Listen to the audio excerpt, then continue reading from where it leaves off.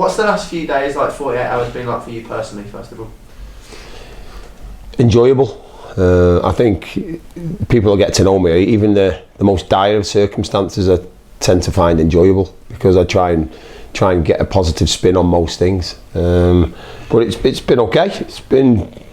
It's when you think about it, it's not that hard, because I know the players. Again, we haven't changed many personnel. The staff are still the same. So for me, it's most of my day-to-day stuff is still very similar. Obviously, from coming this side now and taking that lead, it has to be a little bit different. I think we have to set out some parameters which the players need to adhere to, but it's still the same thing. I need the environment. I want my door to be open for all the players. I want it to be like we want to play. I want there to be a fluidity around the place and let people just relax and enjoy being here. But also they have accountability. We're a professional footballer. We have a job. We're employees.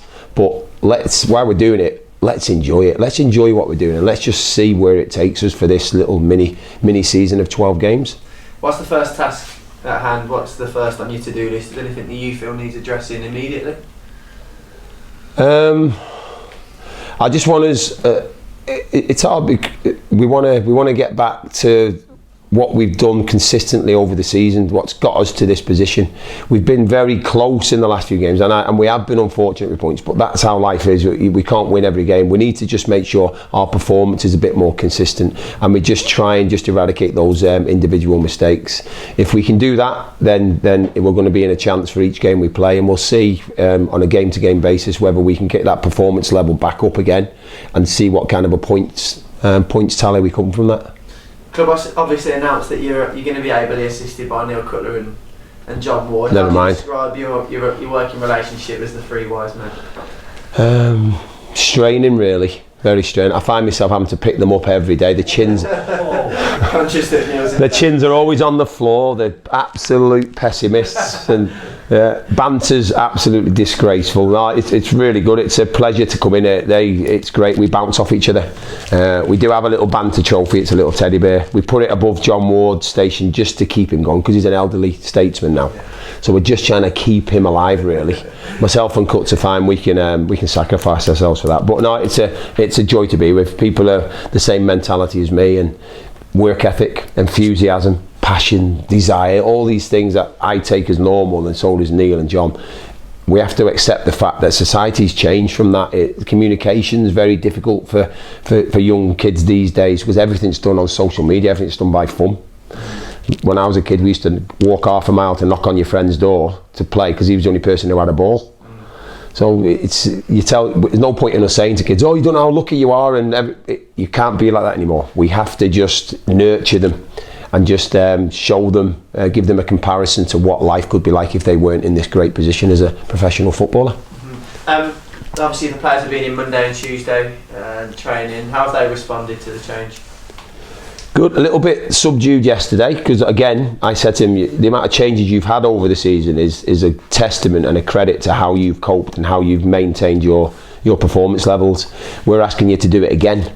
We'll keep you fresh. If we try to offload them a little bit, because there's a lot of games coming up. We've got Saturday, Tuesday, Saturday again. So we bear in mind the fact that we're getting to the stage of the season where it's the business end, and we need to keep them really fresh. So we're trying to just let them manage yesterday and today. Tomorrow we've got a few little knocks. We'll get them ready, and Thursday we'll hit the ground running, and from then on we'll kick on for Chesterfield.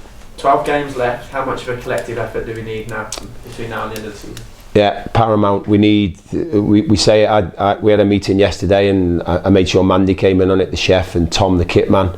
Rev was in, Hannah from the medical team, myself, Jon, the chairman. If I could, I'd have liked you to have been there. I'd have liked to cleaner, all the administration staff. We have to have a collective effort.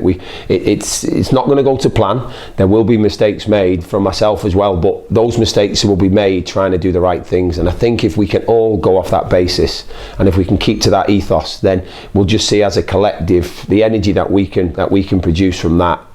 Hopefully, will see us over the line. But we have to. We always say it, and I know we've got less to say, and there's no expectancy, and managers, I'm going to say the same thing. We have to take a game and we have to concentrate on performance, and let's see if collectively the fans, the media, let's not wait for people to make mistakes and then prey on it and wallow in their demise. Let's just see if we can help them and help turn those mistakes into a positive action. If we do that, then I think we'll be okay. A real positive reaction from fans on social media and online. How big a role can they play when they fill the banks out and get behind the team? The old analogy, they'll be the 12th man. They can. If you do that well, I might even give one of them a starting position. So it's incredible. I know as a player, that's why it's good. It makes a hell of a difference. When I started the game, I was quite focused, but even before the game, like at Brentford and when we went to Shrewsbury, if you can get a family member who's not been before, a young nephew, an auntie, an uncle, a long lost gran, and just get them down to the banks at a weekend, and we will do our utmost to entertain. We'll have a winning mentality, and we have to stay within certain parameters. But the players give their all. I guarantee. I speak on behalf of the players. They give their all every week. They give every all. There's going to be mistakes that happen, but what we do, we cover each other.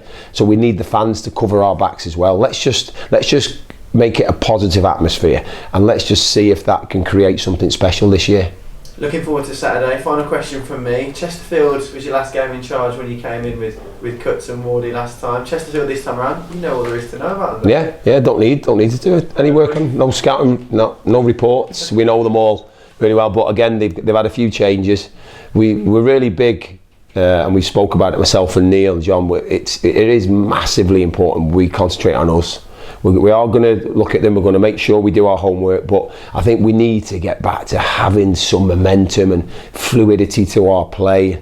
I understand we've always got a really good defensive shape, but we need to. I want these players to go and show them what they're about now. Everybody's tired at this stage of the season. I'm not having that. Tiredness comes from the mind. I think if we can make sure they keep themselves switched on above the shoulders, the rest will just fall into place, and we'll play with an energy and an enthusiasm and a smile on our face. And knock-on effect of that, fans will have a smile on the face, the board will have a smile on the face, and it gives me a chance to have a longer career on this side of the table.